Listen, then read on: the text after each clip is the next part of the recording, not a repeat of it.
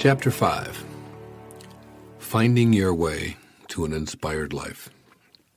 Quote, "If we examine every stage of our lives, we find that from our first breath to our last, we are under the constraint of circumstances, and yet we still possess the greatest of all freedoms, the power of developing our innermost selves in harmony with the moral order of the universe, and so winning peace at heart, whatever obstacles we meet.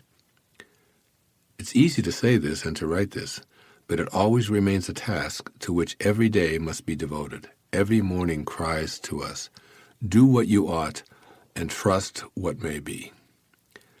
Johann von Goethe. When I speak about inspiration and purpose, I frequently hear people ask, "But what if I don't really know what would inspire me?" Or, "How do I find my purpose when nothing seems to resonate with me at the level of bliss you speak about?" That's why this particular part of this program and the following ones are dedicated to my heartfelt answers to these questions, which seem most bothersome to those who'd really love to heed their ultimate calling. Just the mere act of questioning our ability to live an inspired life represents resistance that we need to examine because it implies that we're deficient in our spiritual quest. Of course, nothing could be further from the truth. In the world of spirit from whence we came, there are no deficits, no lacks or shortages, and there's definitely no such thing as purposelessness. This is an intelligent system that we're a part of. We're divine beings who are a piece of the entire pie of creation. By questioning our ability to activate a connection to inspiration, we give evidence of our lack of belief in our divinity. With this minor reproach in mind, I'll now explain ways to believe in and connect with your ultimate calling. First, in order to put to rest any question regarding your personal right to live an inspired life, we must claim our own divinity, all of us. The fundamental truth each of us needs to affirm is, "I am a divine creation. All creation has purpose. I am here to be like God." We should tattoo this statement on our consciousness and wear it proudly. We must begin the process of getting in spirit with a firm declaration from which we never waver. Here's a poetic reminder of this truth from Walt Whitman. Quote, "Perhaps the deepest, most eternal thought latent in the human soul is the thought of God merged in the thoughts of moral right and the immortality of identity. Great, great is this thought, I greater than all else." Unquote. The thought of God merged in the thoughts of moral right. I love that. Yes, as Whitman says, this thought of being merged with God is greater than any we could ever have. Once we've accepted this, we can move on to knowing why we're here and what inspires us. We can begin to trust in the intelligence that beats our heart 50 or 60 times every minute and at the same time turns the earth once every 24 hours, keeps the planets aligned, and creates every millisecond. Our job is to be as much like the source of all beings as we can be. And the nagging question about what inspires us and why we're here dissolves in this grand desire. Once we declare our holy divine nature to be our essence, rather than something to be verified, it all seems so obvious. The journey to feeling purposeful and inspired begins by seeking to be like God in all of our thoughts and all of our actions. I quoted Goethe at the beginning of this chapter because I consider him to be among the most intellectually and spiritually gifted Renaissance men who ever lived. Ponder on his words thoughtfully as you listen to this program, and keep in mind that every one of us is capable of being inspired every day of our life. After all, this is our entitlement, offered by God, with whom we collaborated before ever arriving here in the first place.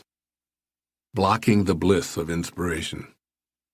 Basically, we have two choices for meeting any problem that seems to be blocking us from the bliss of inspiration. The first is the way of frailty, in which we assure ourselves that we're weak and incapable. Frustration, grief, fears, and tears are the hallmarks of this choice, wherein we attempt to cure a wrong with another wrong. The frailty method multiplies tensions by focusing on what's missing, and often invites the advice of others in an attempt to resolve our inner tension and lack of inspiration. The second choice is to go within and know that at our core, beyond all physical and mental factors, there resides the spirit that's always connected to God. Any problem, and I emphasize any problem, represents our inability to consciously connect to our source in the moment. With a conscious connection, We don't seek the advice of others. We seek information. So our decisions are made between ourselves and our Creator. We frequently have quiet interchanges with God, and we know and trust that spiritual guidance is available as an alignment of energy. When we feel inspired, we recognize that we need to make a vibrational adjustment that puts our thoughts and behaviors back in alignment with the desire to be inspired. Then, when this realignment takes place, we can laugh at the folly of seeking something outside of ourselves, such as an activity or a job, to inspire us. By simply realigning and harmonizing with Spirit, we let inspiration blossom in the field of harmony. Listening to the voice of God. When we make the decision to become a being of sharing and practice keeping our thoughts harmonized with spirit energy on a daily basis, our purpose will not only find us, it will chase after us wherever we go. Since we've become aligned with our Creator, we won't be able to escape it. You see, when we live as much of life as possible in God realization, nothing can go wrong. What and who we need will surface, and we'll notice that we can't escape feeling that something much greater than our individual life is at work within us and around us. Our number one relationship must be to this creative energy of God. When we go to our source, we activate the energy that reconnects us to our purpose. Inspiration then shows up right before our eyes, even when we may have stopped thinking about it. Our purpose manifests in many ways and won't be limited to a career slot. In fact, it's often something that requires us to leave a particular kind of employment to pursue something we'd never even considered before. We must trust that inspiration is already here. It only eludes us because we've disconnected in some way from the spirit that was and always will be our essence. I recently received a letter from a woman in Kansas that illustrates this message perfectly. Just out of the blue, she felt compelled to do something that she'd never contemplated before, and voila, she was inspired and remains so today. With Gail's permission, here is her letter, which has been edited for clarity. For more on japa, which is a form of meditation, please refer to my book, Getting in the Gap. Dear Wayne, thank you so much for your presentations and tapes. You are frequently my traveling companion as I drive in my job. I just wanted to add my testimony to the power of japa. I was an on and off again meditator, but realized how much more smoothly my days went when I was on it. I visited Kenya, Africa in June of 2002 and met an 8-year-old orphan girl there. As I sat on the ground, she crawled into my lap and a voice said, "Take her home." I physically turned around, but no one was there. Again the voice said, "Take her home." I asked my 18-year-old daughter, who was with me on the trip, what she thought about my adopting this beautiful child. With the quickness of a sprinter, she replied, "Go for it." When we returned to the States a week later, I realized that if I didn't follow through with this adoption, I'd always regret it. Regret seemed much larger than the task of adopting.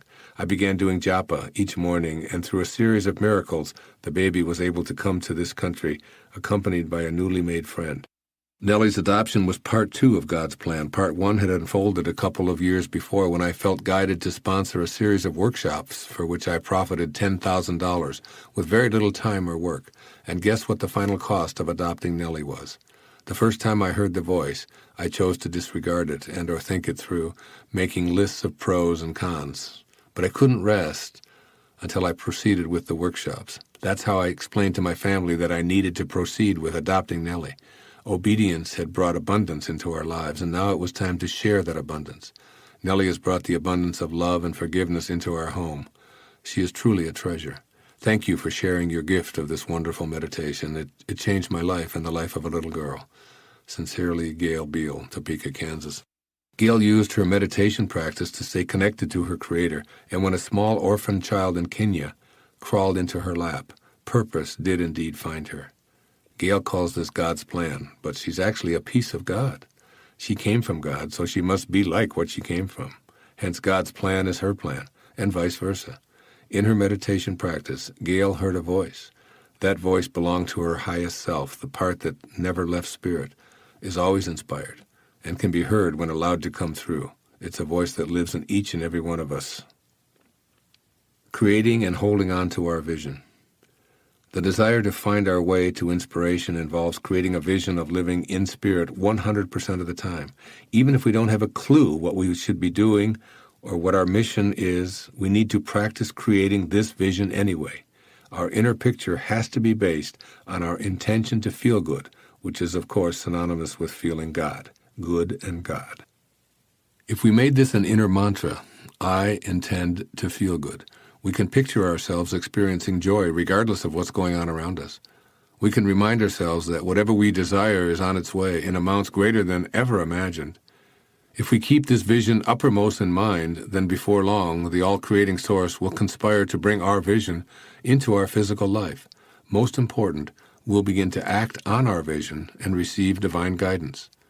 The truth is that we react to the vision we create and hold, and so do all of the cells in our body. So it's vitally important to hold a clear vision of ourselves as deserving of feeling inspired, knowing that it's our ultimate calling, and choosing to be in spirit even when everything around us suggests otherwise. We need to opt to be a being of sharing, living as close to God realization as is possible. The ancient Persian poet Rumi states this so perfectly with the following lines. Quote, "The garden of the world has no limits except in your mind. Its presence is more beautiful than the stars, with more clarity than the polished mirror of your heart." Unquote. Clear your mind of limits and move into spirit, whose presence, as Rumi tells us, is more beautiful than the stars. Here's a question that Ralph Waldo Emerson posed, which I'd like you to ponder before going on to the next part of this program. We are very near to greatness. One step, and we are safe. Can we not take the leap? One step. Surely you can take one step for your own inspired greatness. Part 2, The Fundamentals of Inspiration. Chapter 6, Essential Principles for Finding Your Way to an Inspired Life. Quote, "Well, every man has a religion, has something in heaven or earth which he will give up everything else for, something which absorbs him, which may be regarded by others as being useless. Yet it is his dream, it is his lodestar, it is his master, that, whatever it is, seized upon me, made me its servant, its slave, induced me to set aside the other ambitions, a trail of glory in the heavens, which I followed with a full heart. When once I am convinced, I never let go." Walt Whitman. This chapter presents 6 principles that are important to observe as we seek an inspired life. They're a blueprint to refer to as we reconstruct a life in spirit. I'm listing them here and talking about them in no particular order of importance because I believe they're all equally essential. Principle number 1, be independent of the good opinion of others. There are many well-meaning people in our lives who have ideas about what we should or shouldn't be doing. Relatives tend to be specialists in this area. If we let them guide us with advice that isn't congruent with our inner calling, we'll suffer the anguish, the slings and arrows, if you will, of an uninspired life. Each of us can feel what we're being called to be. When we pay attention, we can hear our own impatient voices coaxing us to pay attention and complete the assignments we brought with us from the world of spirit.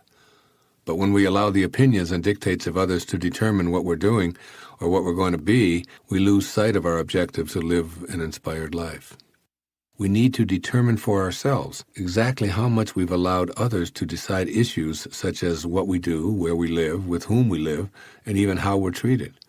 We must know that absolutely no one else truly knows and feels what we're here to accomplish. So we must give ourselves permission to hear our inner guidance and ignore the pressure from others. Regardless of how absurd our inner calling might seem, it's authentically ours and doesn't have to make sense to anyone else. The willingness to listen and act on our inspiration, independent of the opinion of others, is imperative. Principle number 2, be willing to accept the disapproval of others. Logically following the previous principle, this one notes that we're going to incur the disfavor of many people when we follow our inclinations to be in spirit and live the life we came here to live. This isn't a selfish or a cynical attitude. When we begin to follow our ultimate calling, there will be a lot of resistance. In fact, the purpose of the slings and arrows sent our way is to get us to change our mind and be reasonable, which translates to, do it my way. However, as we gain the strength to ignore the pressure to conform, resistance will diminish and ultimately change to respect. When we steadfastly refuse to think, act, and conform to the mandates of others, the pressure to do so loses its momentum. All we have to do is endure some initial disapproval, such as dogmatic persuasion, anger, pouting, silence, and long-winded lectures, and then we're on our way to inspiration rather than frustration. The people who receive the most approval in life are the ones who care the least about it. So technically, if we want the approval of others, we need to stop caring about it and turn our attention to becoming an inspired being of sharing. One little note of caution here. When we raise our children according to these principles, and they observe us living them on a daily basis, we'll have to deal with their determination to respect their inner calling. For example, when my daughter Summer was about 11 years old and I asked to see her report card, I was a bit taken aback by her response. "Why do you want to see it?" she asked me. When I said, "Well, I'm your father, and I think I should know how you're doing in school," she just matter-of-factly replied, "But these are my grades. They're not yours. And if I thought you needed to see them, I would have shown them to you already." I assure you that she wasn't being disrespectful. She simply had no need to share her grades with me. And since I knew that she was doing very well in school, I let it go and let her be who she wanted to be. Principle number 3, stay detached from outcomes. Inspiration doesn't come from completing tasks or meeting goals. In fact, that's the surest way to have it elude you.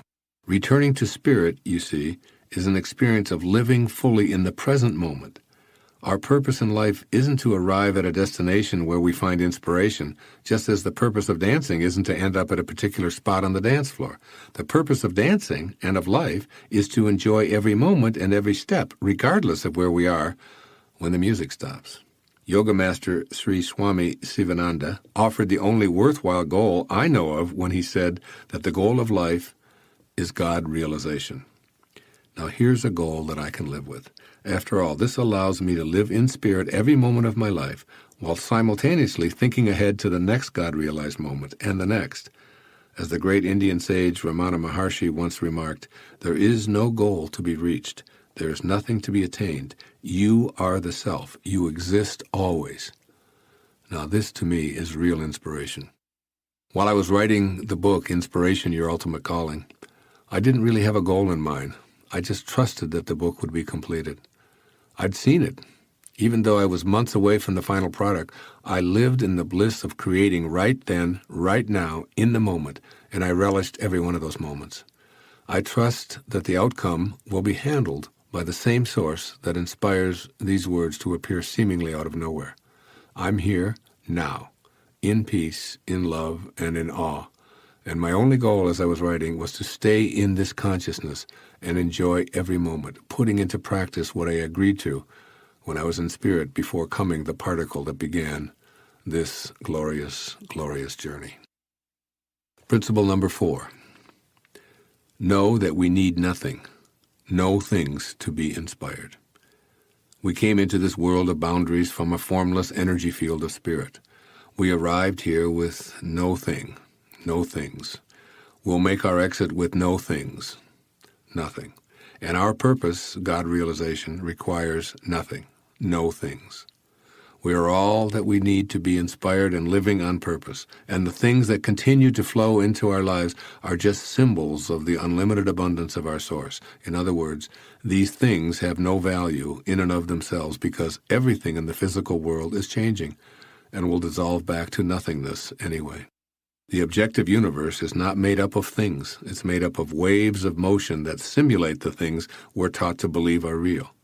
Once we accept that, from an infinite perspective, everything we see in nature isn't really what it seems to be, we're able to convert what we view with our eyes into a knowing about all things. Then we can recognize that the objects we believed we needed to feel inspired are nothing from Spirit's perspective. This is what distinguishes the physical person from the spiritual person, the inspired person from the uninspired person. When we tune in to what we know rather than what we see, we immediately find that every thought of God is repeated throughout the universe. We can watch as some things enter our lives and others leave, all the while remaining in spirit, knowing that all of those things have nothing to do with our state of inspiration. We need nothing more to be inspired, since we're connected to Spirit already. The ancient Persian poet Omar Khayyam offered us these words, which summarize this principle that we don't need another thing to be inspired. It's all right here, right now. He said, "Forget the day that has been cut off from thy existence. Disturb not thyself about tomorrow, which has not yet come. Rest not upon that which is no more. Live happily one instant, and throw not thy life to the winds." Principle number 5. Don't die wondering. This principle is extremely important in working toward an inspired life because it motivates us to act. After all, we don't want to be full of regrets because we failed to heed our ultimate calling. Attempting to do something, even if it doesn't succeed, is inspiring because we don't tend to regret what we do, we regret what we didn't do. Even following a futile attempt, we're inspired because we know that we gave it a shot. It's wondering whether we should or shouldn't try something that leaves us feeling stressed and incomplete. When I'm playing a tennis match and being tentative in anticipation of losing a point, for example, I've created a situation in which I'll wonder what kind of a game it would have been had I really gone for it. It's in these moments that I remind myself, Wayne, don't die wondering. Inspiration has nothing to do with whether we win or lose. In fact, if we just play the game of life, we'll have plenty of wins and losses regardless of our talent level. If we fail to even try because of fear of rejection or doubt about our talent, we're going to go through life wondering, and that's what keeps us from finding and feeling inspiration. Most of us, myself included, can remember the intensity of our first romantic attraction, just as we can recall what happened when we didn't follow our inspiration. I've always wondered what would have happened if I'd been able to act on that strong inner call in high school when I had an enormous crush on a beautiful girl named Janice Nelson. I wanted to ask her out, but I let my fear of being rejected keep me from taking the steps to act upon my inner desires. On several occasions, I even dialed her phone number and hung up when she answered. I never overcame my foreboding thoughts and, in effect, was left to die wondering. Many years later, I danced with Janice at our 30-year high school reunion and told her how I felt back then. I even confessed the way I'd hang up the phone because of my trepidation. Janice, to my everlasting delight and chagrin, said, "I always had a crush on you, too. I would have loved to have gone out with you, and, in fact, I tried to leave you clues to call me, but you never did." Ouch! That's a perfect example of regretting what I didn't do. Principle number 6, remember that our desires won't arrive by our schedule. There's an ancient aphorism that goes, if you really want to make God laugh, tell God your plans. In essence, this means that all we desire will arrive in our life when and only when we're aligned vibrationally with the energy of our source.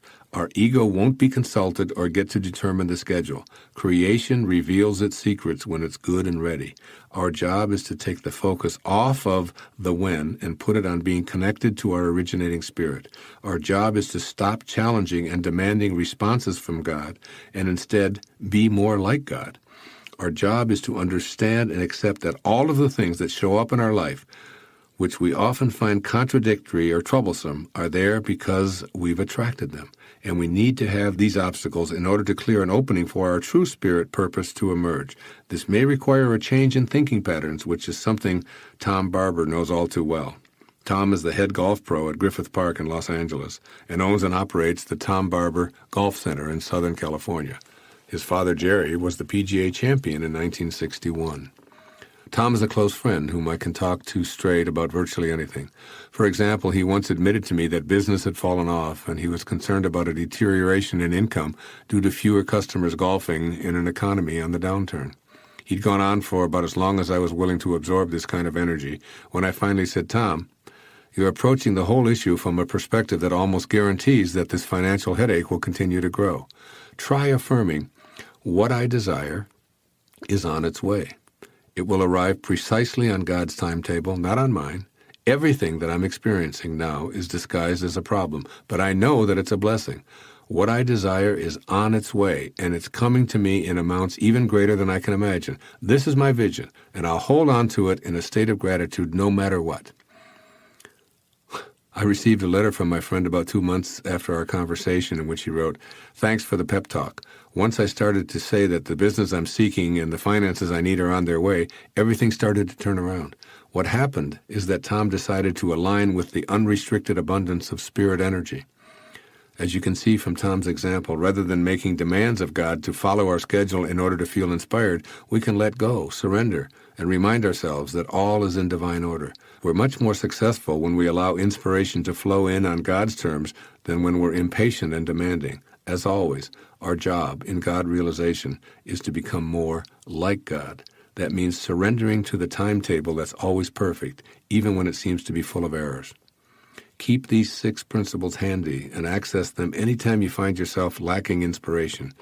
Remember, too, that we're called to this world of inspiration, which beckons us to let go and let God, as they say in the recovery movement. I also love this advice, which was tendered by one of my favorite teachers, Napoleon Hill. If you can't do great things, do small things in a great way. Don't wait for great opportunities. Seize common, everyday ones and make them great. Chapter 7, Inspiration and Your Own Magnificence. Quote, what is necessary to change a person is to change his awareness of himself. Unquote. Abraham Maslow. Second quote, you are a primary existence. You are a distinct portion of the essence of God and contain a certain part of him in yourself. Why then are you ignorant of your noble birth? You carry a God about within you, poor wretch, and know nothing of it. Epictetus, a former Roman slave and philosopher. In this chapter, we'll look at our divine magnificence and examine the ways in which we can view ourselves in these terms for the rest of our lives. How would we think and act in daily life if we were truly aware of our divine essence? Obviously, there wouldn't be room to reproach yourself because we wouldn't doubt our abilities. In fact, we'd never look in the mirror and feel anything but love and appreciation. We'd see ourselves as fully capable of attracting all we desire. We'd treat our body with reverence and care, giving thanks for its divine design. We'd celebrate every thought we have, knowing its divine origin, and we'd become aware of our enormous talents and be awed by all that we are. We need to encourage the awareness of our magnificence in every regard. When that awareness has been reawakened, the seedlings of inspiration will begin blossoming. Here's a way of expressing these fundamental truths offered by the writings of the Baha'i Faith. This most great, this fathomless and surging ocean is near, astonishingly near, unto you. Behold, it is closer to you than your life vein. Swift as the twinkling of an eye you can, if you but wish it, reach and partake of this imperishable favor, this God-given grace, this incorruptible gift, this most potent and unspeakably glorious bounty. There's no way to be in spirit without a changed awareness. So when we accomplish this, we give ourselves the gift of moving from being flawed, limited, lacking, and imperfect to being completely comfortable with our magnificence. This unspeakably glorious bounty is so close to us, all we have to do is make a few twinkling of an eye adjustments. So why not begin right now? Here are 3 of the most obvious and important changes in awareness that you can make. 1. Changing the awareness of our magnificent talents and abilities. I want to emphasize an extremely important point. I'm not talking about self-esteem here, nor am I referring to levels of confidence. Rather, I'm saying that we need to keep the important question, who am I, in the forefront of our mind. This question doesn't revolve around previous life experiences, has nothing to do with what we've been told our special qualities or unique abilities are, and it isn't related to how worthy or worthless we feel about ourselves. It has to do with a simple truth. As Epictetus, a philosopher in the 1st century A.D., said, you carry a God about within you, poor wretch, and know nothing of it. Just like Epictetus, who was born into slavery yet became one of our most profound teachers, we came into this world with an inexhaustible supply of talent. Our abilities are as limitless as God's are, because we're a distinct portion of the essence of Him. And there's an infallible way to begin entertaining those abilities and creating as He does. That way is to become aware that anything that excites us is a clue that we have the ability to pursue it. Anything that truly intrigues us is evidence of a divine, albeit latent, talent that's signaling our awareness. Having an interest in something is the clue to a thought that's connected to our calling. That thought is a vibration of energy in this vast universe. If something really appeals to us and we feel excited but perceive ourselves as devoid of the talent we think is necessary, it's probably an even higher vibration. Anything that's causing excitement within us is evidence of a spirit message that's saying, you can do this. Yes, you can. If we react to this message with anything other than, you're correct, I can do this, I have the ability to do it, then we've selected the vibration of resistance and ignored the vibration of excitement and interest that spoke to us.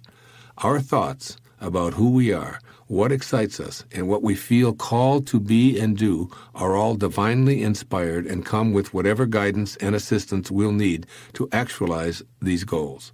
The decision at this point is, are we willing to listen to these divine thoughts that pique our interest, or do we go on listening to the false self that's made us what Epictetus called a poor wretch? Rather than case studies of which I have only second-hand knowledge, I'm going to use some examples from my own life that illustrate listening to the false self. My background would appear to be an unlikely one for what I'm calling magnificence. Here's what it would look like on paper. Fathered by an alcoholic who abandoned his 3 children, childhood years spent in foster homes, a classic underachiever, educated in public schools, grew up at the low end of the socioeconomic scale, no financial advantages, no examples of or ambitions for higher education, 4 years as an enlisted man in the United States Navy, admitted to a university on a provisional acceptance at the age of 22 due to lower than average grades in high school, worked his way through 3 advanced degrees by being a cashier and a stockboy in a grocery store in Detroit. This isn't exactly what you'd call a prescription for becoming the best-selling author of 28 books and a successful public speaker. I couldn't begin to tell you how many teachers of creative writing and speech gave me low grades for my efforts in these fields. All I can say for certain is that I've always had a knowing about my interest in writing, have always been excited by the prospect of entertaining and informing an audience, any audience. By all of the accepted standards, I didn't have any writing ability. What I did have, and still do, was an interest and a passion for writing. It inspired and thrilled me, and I simply loved it. From the perspective of inspiration, I had the ability to do it, and that's all I needed to know. Then as now, I trusted that the universe would handle all of the details, including, will I be published? Will the critics approve? Will my book be a bestseller? Will my mother approve? Will I get an apology from any of my old English teachers? But really, who cares about any of this? The fact that writing excites me is all I've ever needed to know. When I follow that thought and stay with it, I conclude that I have the ability and the talent. And so do you. Like me, it's easy to find what excites you. What do you find intriguing? Does learning yoga and becoming an instructor interest you?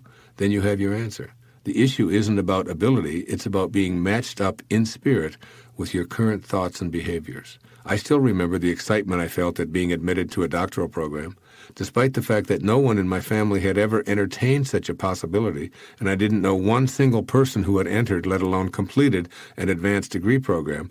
I was excited beyond what I can convey to you here. I knew that whatever I needed in the way of ability and talent would be there. So how about you? Do you live with resistance, or do you allow your enthusiasm and excitement to be a vibrational match to what intrigues you? Keep in mind that as one of God's glorious thoughts, you've originated out of an energy field that knows only possibility. So stay in vibrational harmony with this idea and know that your thoughts, which emerge as interests, excitement, inner thrills, and illuminating sensations, are indications that you have the necessary ability to merge with your magnificent creativity. You came from magnificence, and you are magnificent still. 2. Changing the awareness of our magnificent physical presence. In the previous section, we answered the question, who am I, in spiritual rather than physical terms. Now let's ask a similar question regarding our physical body. Even though we've been living in it ever since we began as an embryo, it's still relevant to ask, what is this body that emerged from spirit? Our body, your body, is made up of chemicals, Far too many for me to elaborate here, but some of them are iron, magnesium, calcium, nitrogen, hydrogen, and on and on and on goes the list. These chemicals are part of a finite supply here on Earth, so what flows through our veins is part of that finite supply. To that end, the iron that's in our blood was once somewhere else, perhaps in a dinosaur, in the body of Jesus, or in a mountain in Afghanistan. And now it's in our body. And when we leave our body, our iron supply will reside someplace else on Earth as a part of that finite supply. In other words, our entire planet is made up of the exact same chemicals that constitute our physical makeup. Chemically speaking, there's no difference between humans and rocks, trees, orangutans, or distant stars. Grind them all up, and their chemical composition isn't what distinguishes one from the other. Our physical presence is a spiritually directed conglomeration of a hodgepodge of chemicals, and the end result is that we're being made up of the same stuff that makes up the stars. We're made up of stardust, that's right, the stuff of dreams, twinkling, magical, beautiful, light-filled stardust. Remember that the spirit from which we originated can create anything, including worlds. So why would it choose ugly or unattractive creations? We're here in the perfect body for our time here in this incarnation, and it's a living, breathing miracle in every way. It's guided and being directed by an invisible force that directs everything and everyone in the universe. It beats our heart, it digests our food, it circulates our blood, it grows our hair, and repairs our cuts and bruises, all independent of our opinion about it. Living in spirit means that we see our body with all of its unique characteristics and feel thankful for the perfect temple that's temporarily housing our true primary existence. If it's short or tall, bald or hairy, stumpy or slender, extend loving appreciation to it every day. If it can't see or hear, resides in a wheelchair or a hospital bed, has crooked teeth or only 3 toes, whatever, love this collection of stardust. A prayerful thought might go like this: I think of my body as a piece of the eternal, an individualized expression of God. I live in spirit, inspired, because I'm the same as the loving energy that created me, which is perfect. Think about the logic of what I'm saying here. Obviously, we can't live a life of inspiration if the physical shell we take with us everywhere is perceived as anything other than a divine, perfect creation. Our attitude toward our body, along with how we feed and exercise it, must match up with spirit. We came from love, so we must extend that love and appreciation to our body at all times in order to be genuinely inspired. 3. Changing the awareness of our magnificent personal history. This third and final element of our inspirational magnificence is perhaps our greatest challenge. How can we look upon all that we've done or failed to do and view it through the lens of our magnificence, especially when we've been trained to feel shame and self-reproach as a result of our perceived failures or flaws? We've all reacted to situations in the past in ways that we wouldn't want to today. I personally have done many things that I wouldn't choose to repeat, yet every recovering or recovered addict looks back with gratitude for the experience that brought him or her to a higher, more loving, sober place. As I've said in other places, true nobility is not about being better than someone else. It's about being better than you used to be.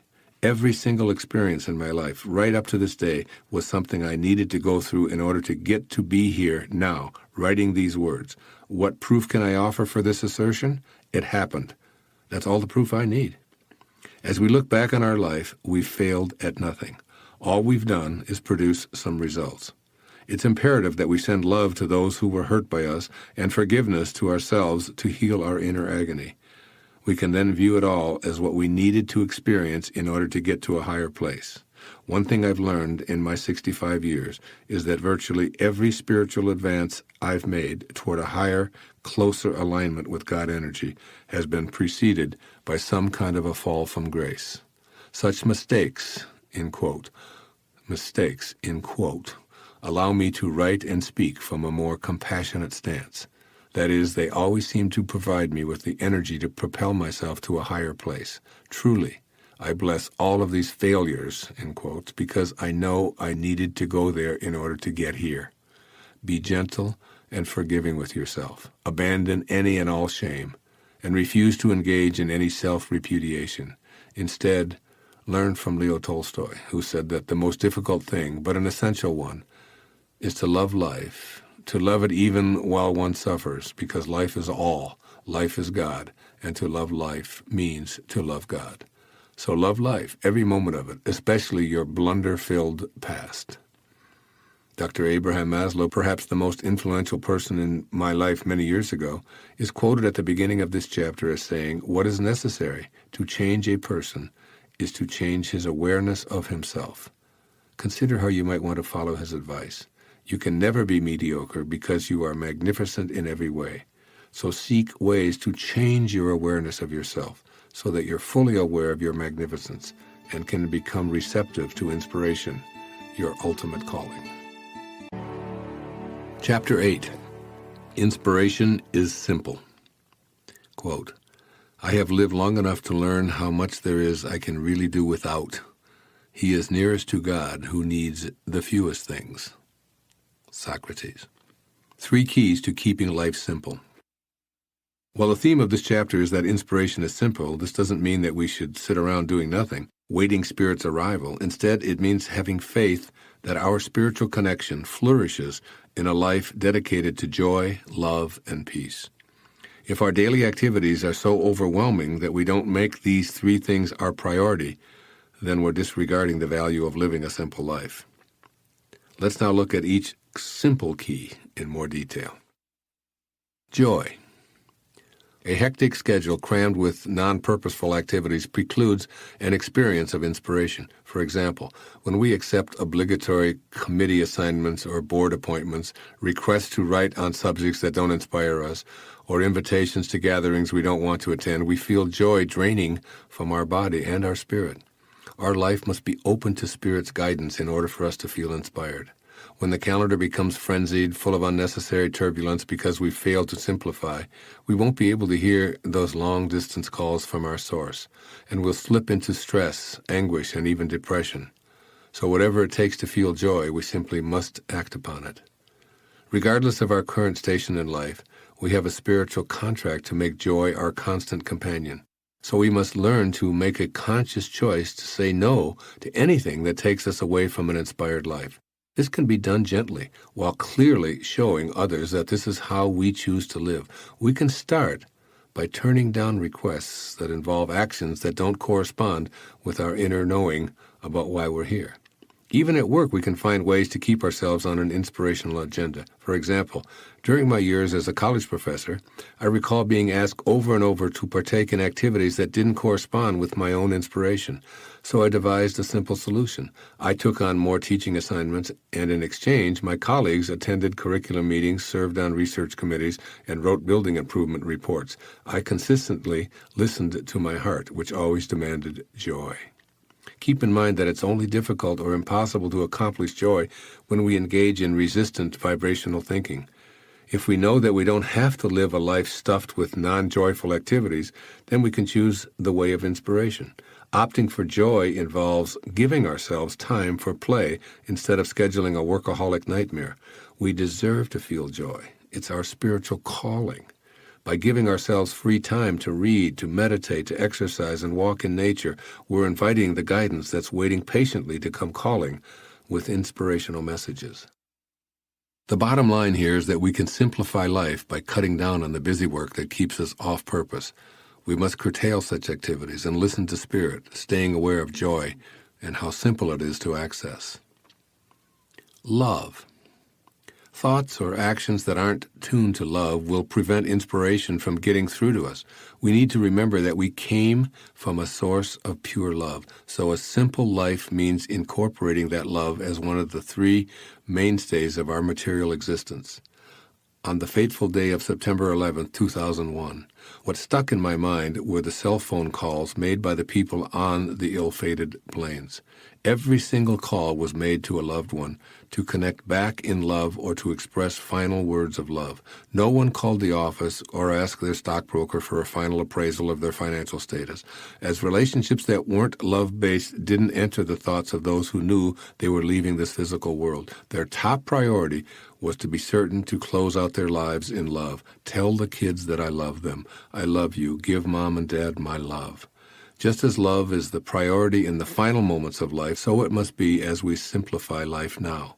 We can go toward a clearer life by examining and purifying our relationships with those we love, with ourselves, and with God.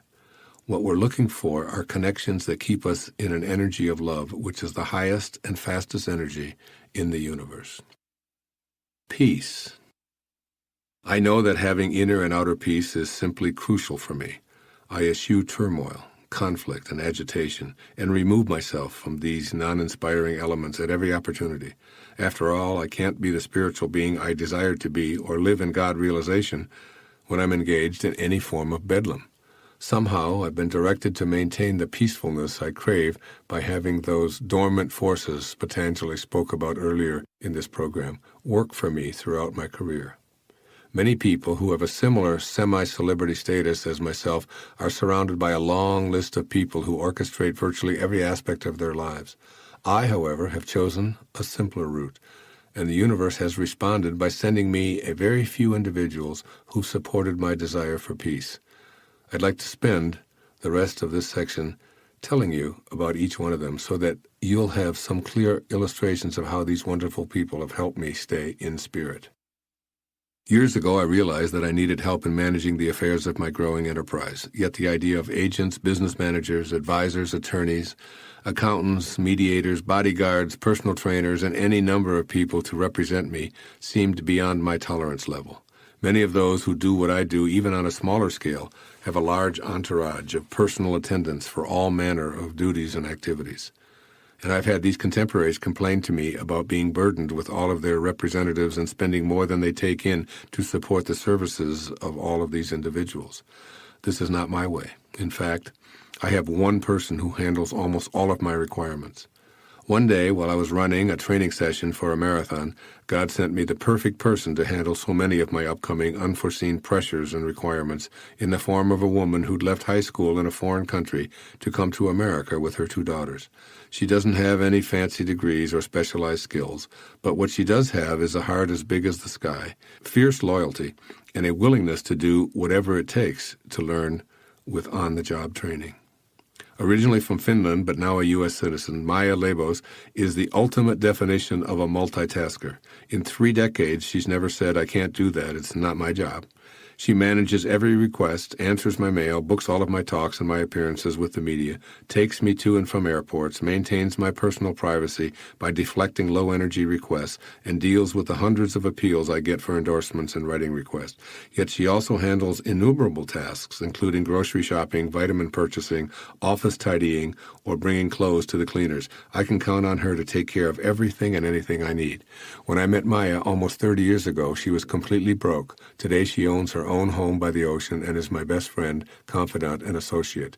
You see, when we're open to matching up our desire for peace and simplicity with the peace and simplicity from which we originated, God sends what we need. In my case, I got an entourage of one to handle what myriad specialists can't do for so many of my contemporaries.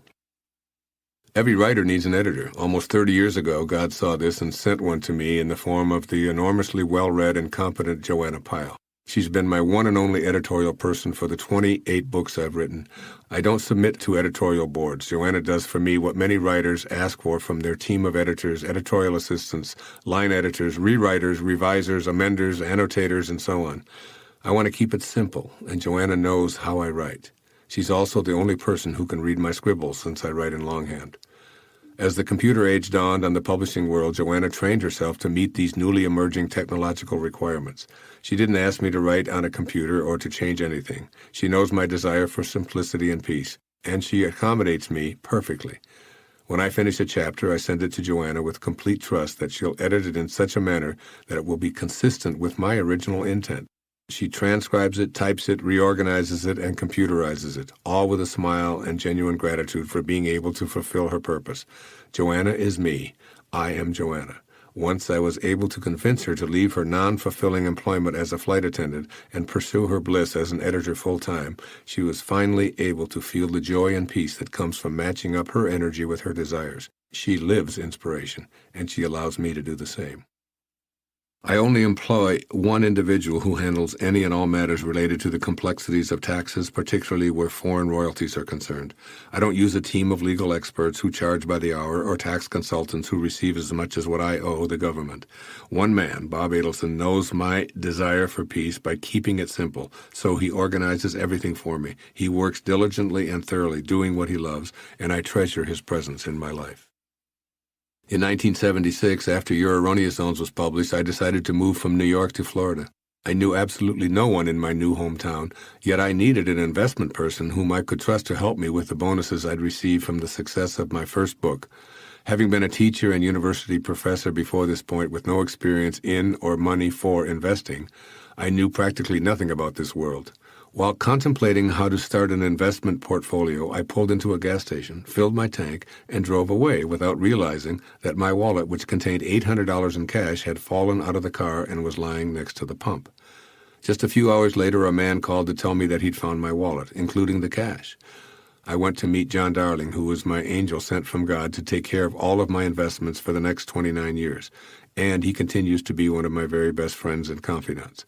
When I needed someone I could trust, the universe sent me a stranger who returned my $800, and I've never had a moment of non-peace regarding investments in the past 3 decades. John has managed it all for me, always keeping in mind how I like things to be simple, risk-free, and uncomplicated, knowing what my ultimate investment objectives were and what I desired for my family. I left a large, prestigious New York publishing firm to work with Hay House, mainly because everything in the Big Apple was becoming way too complex. My former publisher employed wonderful people, but the company was too big. It had too many tentacles, too many unkept promises, and way too many departments that weren't in harmony with each other or with me. I felt that too often I was being told it's not our fault. The fault is over there in finance, or over there in marketing, or over there in distribution. It was like a 20-headed monster. I voted once again for tranquility and simplicity, and once again God sent me a gift, this time in the form of the president and CEO of Louise Hay's publishing company, Hay House. When I met Reed Tracy, we clicked almost immediately. This man, who's unafraid to roll up his sleeves and unload trucks even though he's in an executive position, promised me personal attention, and he delivered. We talked every day about a publishing company that didn't get so big that it forgot to take care of its authors. Reed promised me no large conglomerates and said, if you have a desire, make it known to me, and I'll act on it. I loved the lack of complications, since I didn't wish to be in a large business labyrinth any longer. Simplify, simplify, simplify.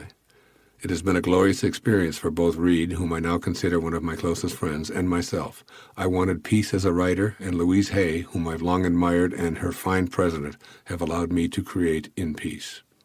As you can see, I've chosen to allow the world of spirit to send me those individuals who have helped rather than hindered me. Without these fine people and their treasured friendship, I wouldn't be able to be here in Maui, playing tennis, doing yoga, walking on the beach. But mostly, I'm able to write from my heart and do it in peaceful ease, knowing that the universe has taken care of all the details in its own divine way.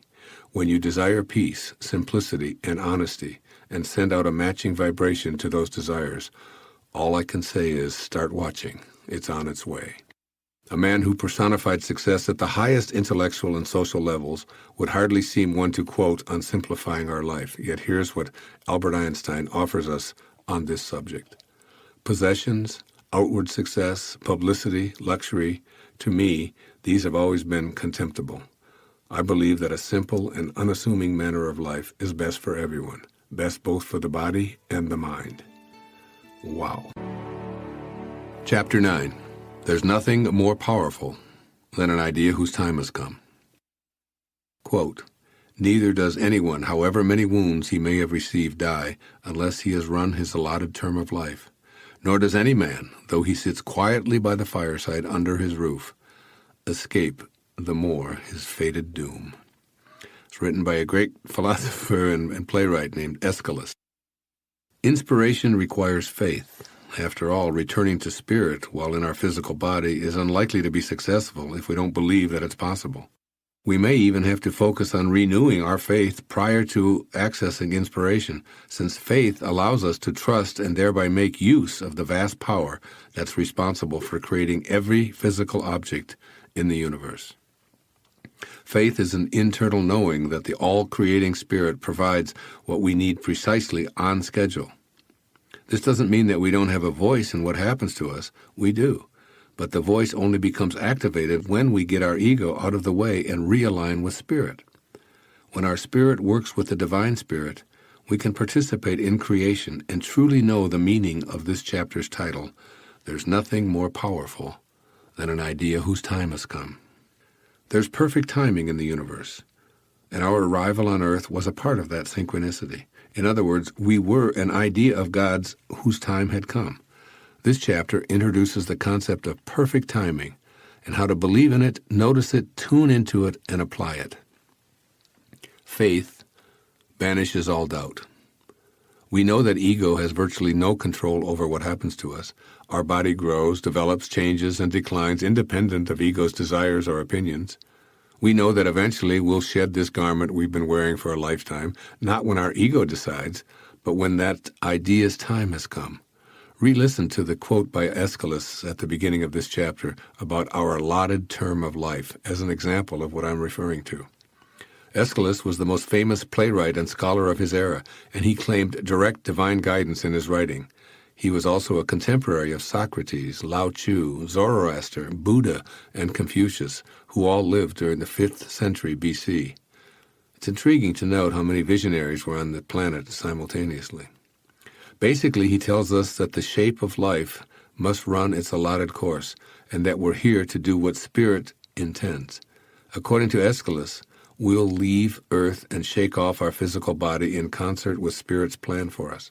Whether we're ready at age 17, 25, or 105, he advises us to trust in our source.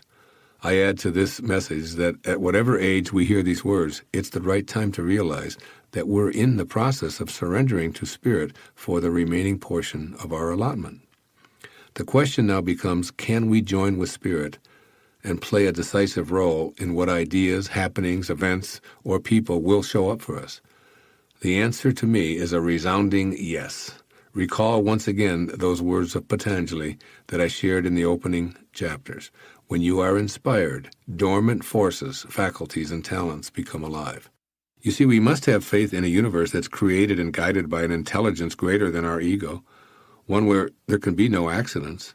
When an idea's time has come, it can't be stopped, but by raising our vibration to match that of the universal source of being, we can bring about that idea's time. We can raise our level of consciousness from ego and group dominance to what I call visionary consciousness, in which we reconnect to the mind of God. We banish all doubt by our knowing, which is a higher level of consciousness than believing. Our vision is God's vision in a manner of speaking. Let me offer you an example of how this visionary consciousness plays out. One of my greatest teachers, and a man I now call my friend, is Ram Dass. He lives from the spiritual faith I'm writing about without doubts or fears. I'd been a long-distance follower and devotee of his for 30 years, always knowing that we'd connect in person. I had this knowing without ever needing to hurry or force what I sensed was a future connection in his and my lifetime. And when that idea's time came, Ram Dass moved to Maui, where I'm writing to you and speaking to you right now in this moment. Today I have the great pleasure of being in the service of my teacher, helping him in these advanced years of his life. The following self-explanatory letter that I wrote recently is posted on my website, drwaynedyer.com. I'm including it here to precisely illustrate how what I'm relating in this chapter can unfold. One of the truly great men of our time needs our help, and I write these words to encourage your generosity and support. Back in the 1960s, a Harvard professor named Richard Alpert left behind the hectic world of academia and traveled to India. There he was to meet his spiritual teacher, who gave him a new purpose to fulfill, along with a new name. He, of course, is Ram Dass. His guru told him, love everyone, feed people, and see God everywhere. Ram Dass became a person who lived out this mandate, doing what so many of us could only dream. He connected to his spirit and devoted his life to serving others. In 1969, he wrote and published the signature book on spirituality and applied higher awareness, Be Here Now. In keeping with his commitment to love everyone and feed people, he donated all of the royalties and profits to foundations that did just that. With millions of dollars at stake, Ram Dass simply chose to live his life as a man of service to God. After years spent in India in pursuit of a higher, more enlightened consciousness for himself and for our troubled world, he returned to the United States to lecture throughout the country. He spoke to packed venues wherever he went, and as always, he donated the proceeds to such causes as would keep him in harmony with his mandate to serve. He co-founded the SEVA Foundation, www.seva.org, and his writing and lecture fees were primary sources for this compassionate and inspired work. To me, Ram Dass was and is the finest speaker I have ever heard, period. He was my role model on stage, always gentle and kind, always speaking without notes from his heart, sharing his inspiring stories, and always with great humor. I tell you this from my own heart. I could listen to his lectures for hours and always felt saddened when they would end. He was the voice for applied spirituality. His life was the model. When he was threatened by having his own private sexual preferences exposed in a time when a closet was the only place that was even mildly safe, Ram Dass called a press conference and proudly announced his preferences to the world. He paved the way for tolerance and love when no one else would dare to do so. Most of us could only dream of defying the conventional life and living out our inner callings to promote a cause that was bigger than our own lives, to leave the security of a guaranteed career in a country where comfort was ensured, all to live in a foreign land with few conveniences, traveling and meditating for a more peaceful world. It's what St. Francis did in the 13th century, and what Ram Dass did in our lifetime. When Ram Dass's father, who had largely criticized his son's unconventional lifestyle, was close to death, Ram Dass devoted himself to 100% service in those final years. He fed his father, he bathed his father, he placed him on and off the toilet until the day he died. Why? Because he felt this was his mandate. He wanted to experience true service on a 24/7 basis and know firsthand the joy that comes from giving one's own life away in the service of others. Always, for over 30 years, Ram Dass was in the service of others. In 1997, Ram Dass was struck by a semi-paralyzing stroke and became wheelchair-bound. Still, he wrote of his adventure in a powerful book titled Still Here. He continued to travel, although he could no longer walk, and continued to speak to audiences, although he spoke from a slowed-down body, but still he did it, and he did it to serve others. Now it's our turn. Ram Dass's body can no longer endure the rigors of travel. He's come to Maui, where I live and write. I speak with him frequently, and am often humbled by the tears in his beautiful 74-year-old eyes as he apologizes for not having prepared for his own elderly health care, for what he now perceives as burdensome to others. He still intends to write and teach. However, without the travel, we can now come to him. Maui is healing. Maui is where Ram Dass wishes to stay for now. He is currently living in a home on Maui which he doesn't own and is in jeopardy of losing. I am asking all of you to help purchase this home and to set up a financial foundation to take care of this man who has raised so much money to ensure the futures of so many others, to live out what Ram Dass has practiced with his actions.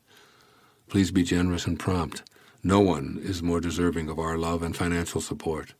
In the end, any donations will help ensure that Ram Dass and his work will reach another generation, or remind a current generation that it is in giving that we receive. If there has ever been a great spirit who lived in our lifetime, literally devoting his life to the highest principles of spirit, it has been Ram Dass. I love this man. He has been my inspiration and the inspiration for millions of us. It is now time to show him how we feel by doing what he has taught all of us to do. Just be here for him now. If you're inclined, please send any donations to Ram Dass, care of Hay House, at P.O. Box 5100, Carlsbad, California, 92018. Truly, giving is receiving and vice versa. Ram Dass lived a life of giving by staying in spirit. I was sent to this man who has meant so much to me. I always had a knowing that I'd be involved in his mission and his life. It was an idea that I held in spirit for several decades, and now its time has come and cannot be stopped. If you feel called to help, you can send in any contributions, and I will see that it goes directly to Ram Dass. It was Ram Dass's total belief in what his spiritual teacher told him to do with his life that allowed this all to unfold. When we banish all doubt in favor of faith, There's nothing more powerful on this planet. You must believe, and then you'll see it unfolding right before your eyes. Spirit's timing at work. The power of an idea whose time has come is really the power of spirit at work. Equality for all is how God is, for instance, and we seek to be like God. When enough of us, along with one or two at visionary consciousness, begin to contemplate these in-spirit ideas, they can't be stopped. Let's take some time here to note a few such ideas from America's history. When it was time for the unspeakably horrid practice of slavery to be abolished, that was an idea whose time had come. This was because a critical mass of individuals with a new vision for humanity began to contemplate something that had been espoused a few generations earlier. We hold these truths to be self-evident, that all men are created equal. It took more than 85 years after Thomas Jefferson wrote these words, but then the idea couldn't be stopped. Even though slaves represented a tiny part of the population and had no voting rights, when a man with visionary consciousness, Abraham Lincoln, along with many others, approached this idea from an inspirational perspective, it was clear that the time had indeed come to end slavery. This new idea of equality for all is the way of spirit. Next, we can see also an idea whose time had come in the granting of voting rights for women in 1920. Despite the opposition of a non-visionary president, Woodrow Wilson, and over the objection of a majority of men who had voting privileges, the idea couldn't be stopped. Several visionary women who aligned with many other men and women believed and made it happen, a right that we take for granted today. Next, the racial integration of the United States is another example of an idea whose time had come. When this concept began to surface in the visionary consciousness of a few people such as John F. Kennedy, Martin Luther King Jr., Lyndon Johnson, and Rosa Parks, it couldn't be stopped. Despite the objections of millions of people, many of whom were in positions of political power, today, in schools that once practiced segregation, we have a multiracial student body. It's still in the process of manifesting everywhere in our society, but make no mistake about it, this idea cannot be stopped. Next, gay rights is another idea whose time has come. One of the many reasons I admire Ram Dass so much is the stand he took a long time ago on equal rights for people of all sexual orientations. No individual or group can be denied legal or social privileges because we all come from one source, which excludes no one. An idea whose time has come is always in perfect alignment with our originating spirit. And finally, the shift in consciousness from a collective so that it harmonizes with spirit, and then and only then will spiritually based ideas come knocking on our door. These ideas won't give up or go away because, as we know, there's nothing in this universe more powerful than an idea whose time has come. Our responsibility is simply to become beings who expect and await inspired ideas that will not and cannot be stopped. Truly, there's absolutely nothing in this universe, including ourselves, that isn't perfectly timed. There are no wrongful deaths or mistakes. What shows up is ours, and it showed up precisely on schedule. Before we move on to part 3, I'd like you to think about the simple wisdom that the former slave and philosopher Epictetus imparted to us nearly 2,000 years ago. It is my business to manage carefully and dexterously whatever happens. Now there's a powerful idea whose time has come.